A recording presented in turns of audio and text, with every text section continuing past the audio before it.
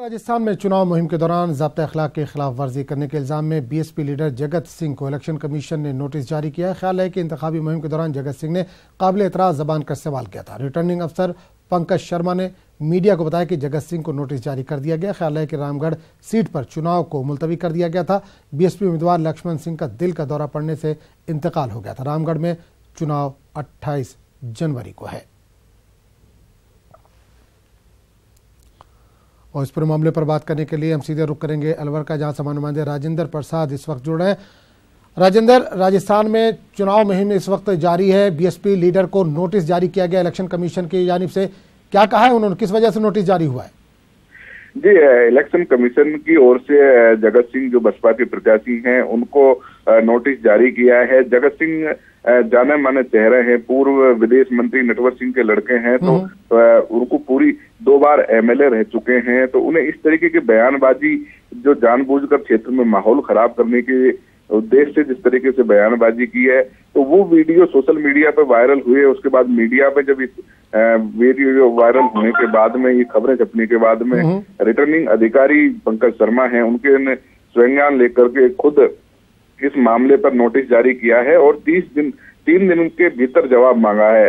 गौरतलब है कि जगत सिंह ने जो पहला वीडियो हुआ था उसमें उसने कहा था कि पत्थर का जवाब AK-47 से देंगे। तो दूसरे वीडियो जो उनका वायरल हुआ था उसमें मतदाताओं को प्रलोभन और धमकी की श्रेणी में माना था। बीड़ी का बंडल लो, बोतल लो, गाड़ी लो और जाओ चुनाव प्रचार करो, और जो नहीं मानते हैं ऐसे मतदाताओं को पने मारो। तो कहीं न कहीं इस तरीके के जो वीडियो वायरल हुए हैं उसके बाद में इलेक्शन कमीशन की ओर से उनकी जांच की गई और जांच के बाद ये नोटिस जारी किया गया है। बिल्कुल, एक चीज और जानना चाहेंगे, अगर जगत सिंह ने जवाब दिया और इलेक्शन कमीशन मुतमईन नहीं हुआ तो क्या इनकी उम्मीदवारी रद्द की जा सकती है? इस ताल्लुक से कुछ जानकारी? जी, 3 दिन के जवाब में आता है और जो कमेटी बैठेगी इलेक्शन कमीशन रिटर्निंग अधिकारी है वो उसके जवाब से संतुष्ट नहीं होते हैं तो वो गंभीर श्रेणी का ये माना गया, आचार संहिता के उल्लंघन में पैरा 1 और पैरा 5 का उल्लंघन माना गया है। और इसमें जो 3 अलग अलग बिंदु बनाए गए हैं, उन तीनों जो वायरल वीडियो हुए हैं उनके आधार पर अलग अलग उन पर सफाई मांगी गई है कि ये आपके द्वारा जो बातें कही गई हैं वो आचार संहिता के उल्लंघन की श्रेणी में है, क्यों ना आपके खिलाफ कार्रवाई की जाए।